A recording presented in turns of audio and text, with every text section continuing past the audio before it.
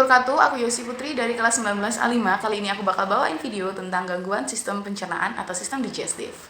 Nah, buat kalian yang belum like video ini, like dulu karena satu like dari kalian berharga bagi saya, oke? Jadi di sistem pencernaan kita mulai dari pintunya. Pintunya itu yaitu mulut. Nah, di mulut ada ludahnya nih, kelenjar ludahnya. Di dalam kelenjar ludah bisa terinfeksi virus, yaitu penyakitnya namanya gondong atau mumps, ya. Mumps itu diakibatkan oleh infeksi virus namanya paramisovirus yang menyerang kelenjar ludah di bagian bawah telinga sini nih, atau kelenjar itu dinamakan glandula parotitis ya. Jadi kelenjarnya tuh nanti membengkak. Jadi penyakit gondong tuh yang sininya bengkak tuh loh, lehernya bengkak itu. Nah, penyakit ini sering kita jumpai di daerah kita. Mungkin belum pernah yang lihat penyakit gondong bisa search di Google. Terus yang kedua ada namanya seroflamia, merupakan produksi air liur yang sangat sedikit dari biasanya. Jadi produksi air liurnya tuh sedikit banget dari biasanya orang normal. Penyebab utamanya itu karena gangguan atau penyakit pada saluran ludahnya, syaraf ludahnya, atau pembawa rangsang ludahnya itu nggak bekerja dengan baik.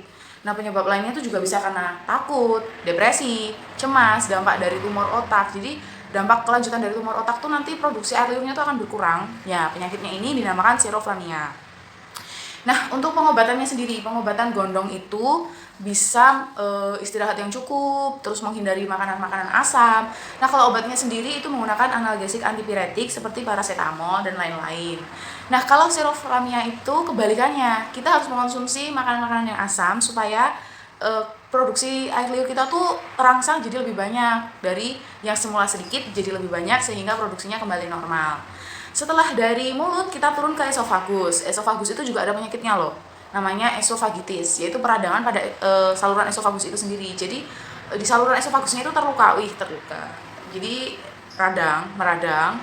Ini bisa lebih parahnya tuh kayak kronis dan akutnya gitu.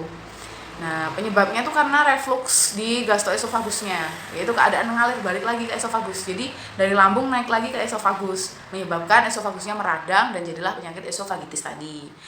Nah, kemudian ada selanjutnya ada karsinoma esofagus. Karsinoma itu apa sih? Karsinoma itu kanker. Jadi kanker di dalam esofagus. Serem nggak lo? Serem kan? Nah, karsinoma esofagus itu merupakan pertumbuhan ganas dari sel-sel epitel yang cenderung menginfiltrasi jaringan sekitar esofagus yang membuat metastasis atau penyebaran tumor atau kanker pada saluran esofagus. Nah, mayoritas tumor atau karsinoma ini sekitar kurang dari 1% itu jinak.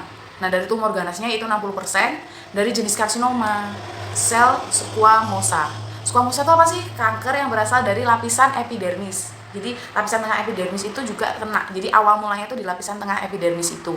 Kemudian menyebar rata ke seluruh esofagus. Nah, terus yang 40% kemana Kak? Yang 40% itu adenokarsinoma, yaitu kanker yang terbentuk di bagian kelenjar penghasil mukus yang biasanya ditemukan pada esofagus di bagian distal atau bagian bawah. Jadi dia itu di adenokarsinoma itu yang di bagian bawah.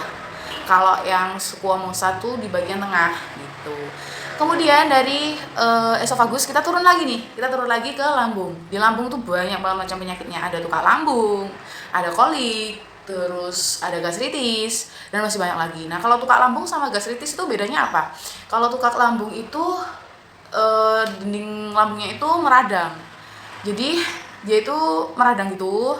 Kalau gastritis itu luka, jadi lambungnya itu terluka. Karena apa? Karena produksi HCl yang berlebih gitu.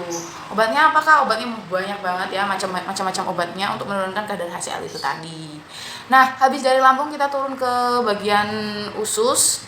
Bagian usus itu ada appendicitis. Appendicitis itu kalau bahasa umum kita sering dengarnya itu sering umumnya itu disebut usus buntu.